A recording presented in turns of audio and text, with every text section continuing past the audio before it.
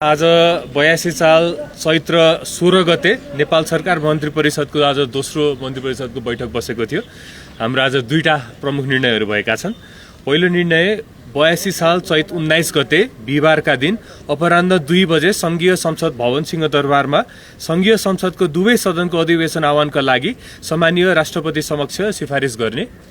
Number 2 मा संविधान संशोधन बहस पत्र तयार गर्न सम्मानीय प्रधानमन्त्रीज्यूको राजनीतिक सल्लाहकारको अध्यक्षतामा संसदमा प्रतिनिधित्व गर्ने राजनीतिक दलहरूका प्रतिनिधित्व रहने गरी एक कार्यदल गठन गर्ने। यो चाहिँ हाम्रो वाचापत्रमा भएको एउटा वाचा पनि थियो। यी दुईटा आजको प्रमुख निर्णयहरू हुन्। हजुर, दुईटा मात्रै निर्णय भएका छन् आज। एउटा चाहिँ सम्मानीय राष्ट्रपतिज्यू समक्ष चाहिँ अधिवेशनको लागि दुवै सदनको अधिवेशनको लागि सिफारिस गर्ने र अर्को चाहिँ एकदमै मुख्य हामीले चाहिँ हाम्रो वाचापत्रमा संविधान संशोधन गर्न चाहिँ राष्ट्रिय सहमति आवश्यक पर्छ भनेका थियौँ। त्यसका लागि चाहिँ प्रधानमन्त्रीज्यूको राजनीतिक सल्लाहकारज्यूको अध्यक्षतामा एउटा समिति बन्छ। त्यसमा चाहिँ संसदमा प्रतिनिधित्व गर्ने सबै दलका चाहिँ प्रतिनिधिहरू रहनुहुन्छ। त्यो गरेर एउटा राष्ट्रिय सम्मतिमा चाहिँ एउटा संविधान संशोधनको लागि बहस पत्र चाहिँ तयार हुन्छ। प्रदेश संघीय सरकारको कति अब सहकार्य गर्न आवश्यक पर्छ, प्रदेशमा भएका समस्याहरूको बारेमा पनि उहाँलाई जानकारी चाहिएको थियो।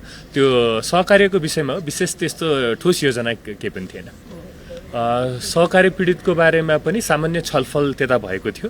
1 लाख भन्दा कम चाहिँ बचत भएका बचतकर्ताहरूलाई चाहिँ प्राथमिकतामा राखेर चाहिँ उहाँहरूको भुक्तानी कसरी गर्ने भन्ने विषयमा सामान्य छलफल भयो। ठोस त्यस्तो अरू केही पनि घोषणा चाहिँ भइसकेको छैन। त्यो हाम्रो वाचापत्रमा हो, त्यसलाई हामीले प्राथमिकतामा राखेका छौँ। 1 लाख भन्दा कम बचत भएकालाई हामी प्राथमिकतामा राखेका छौँ। तर अहिलेसम्म त्यस्तो ठोस निर्णय चाहिँ नभइसकेको हो।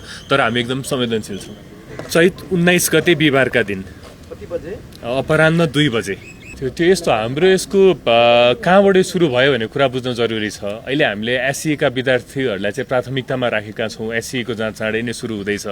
पहिलो कुरा त एससीको जाँचले गर्दा नै विद्यार्थीहरूको मानसिक अवस्थामा अलिकति असर परिरहेको छ। एकदम रिजल्ट लाउन पनि एकदमै टाइम लाग्ने, हामीले त्यो रिजल्टको ड्युरेसन पनि हामीले घटाएका छौँ। र त्यो रिजल्ट आउने बित्तिकै चाहिँ ब्रिज कोर्स पढ्न 11को भर्नाको लागि विभिन्न कोचिङ सेन्टरहरू ब्रिज कोर्सहरूले चाहिँ विद्यार्थीहरूलाई तानातान गर्ने भएको हुनाले हामीले 10 सकेर एससी दिएर 11को लागि जुन ब्रिज कोर्सहरू छ, ट्युसन सेन्टरहरू छ, त्यो चाहिँ तत्कालै रोक्ने वैशाख 1 गतेसम्म नै। र त्योभन्दा माथिका अब युनिभर्सिटी तहभन्दा अगाडिका कति एमबिबिएस पढ्ने विद्यार्थीहरू, इन्जिनियरिङ पढ्ने विद्यार्थीहरू हुनुहुन्छ, उहाँहरूको त्यो कोचिङ सेन्टर र ट्युसन सेन्टरलाई चाहिँ कानुन बमोजिम काम गर्नेदेखि उहाँले गर्न पाउनुहुन्छ। तर कानुन बमोजिम दर्ता भएर कानुन बमोजिम चलेको चाहिँ हुनु पर्यो। तत्कालको लागि अहिले रोकिने भनेको चाहिँ 10 बजे एससी दिइसकेका विद्यार्थीहरू 11मा जो जान आँट्नु भएको छ उहाँहरूको ट्युसन सेन्टर र ब्रिज कोर्सहरूलाई चाहिँ भनिएको। हामी त्यसमा एकदमै संवेदनशील छौँ। कानुनी प्रक्रिया अनुसार हुन्छ। हामीले अहिलेसम्म गरेको भनेको विभिन्न प्रतिवेदनलाई हामी लागू गरेको सबै कानुन बमोजिम छ। सरकारका सबै निकाय, सबै अङ्गलाई चाहिँ हामीले सम्मान गर्छौँ। उहाँहरूले गरे अनुसारको चाहिँ हाम्रो पूर्ण समर्थन रहन्छ। 24 गते संलग्न भएको धेरैजना पक्राउ परिसक्नु भएको छ। धेरैजनालाई मुद्दा चलिसकेको छ। तर 23 गतेमा को घटनाको चाहिँ कोही पनि अहिलेसम्म पक्राउ पनि पर्नु भएको थिएन। कसैलाई मुद्दा पनि चलेको थिएन। त्यसैले 23 गते अझ हाम्रो मूल अहिले गरेको भनेको हामीले जुन त्यो कार्की प्रतिवेदन थियो त्यसलाई कार्यान्वयन मात्र गरेको हो। त्यसले 23 गतेको बारेमा प्रष्ट रूपमा चाहिँ त्यसले बोलेको छ। त्यसले गर्दा 23 गतेको कार्यान्वयन गर्न सहज छ। 24 गतेको घटनामा कतिजना पक्राउ पनि परिसक्नु भएको छ। कानुनी प्रक्रिया पनि अगाडि बढिसकेको छ। 24 गतेलाई चाहिँ हामीले कसरी लिनुपर्छ भने 23 गतेको घटनाले गर्दा स्वाभाविक रूपमा चाहिँ 24 गते आक्रोश भएर कतिजना आउनु भएको हो। त्यसमा पनि कोही अपराधिक मानसिकताका अनुसार आउनु भएको, घुसपेट भएको जति पनि छ उहाँलाई कानुन बमोजिम कारबाही हुन्छ। तर अहिले चाहिँ 23 गतेको पक्राउ पर्नु भएको हामीले चाहिँ त्यो प्रतिवेदनलाई कार्यान्वयन मात्र गरेको। 24 गते कतिजना पक्राउ परिसक्नु भएको छ, कतिलाई मुद्दा चलि नै सकेको छ।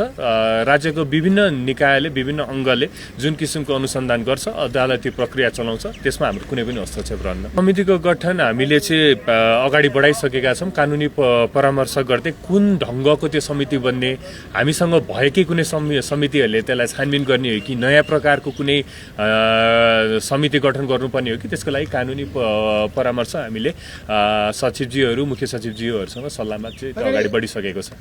त्यो पनि प्रतिवेदनमै भएको कुरा हो। त्यसलाई कार्यान्वयन गरिएको हो।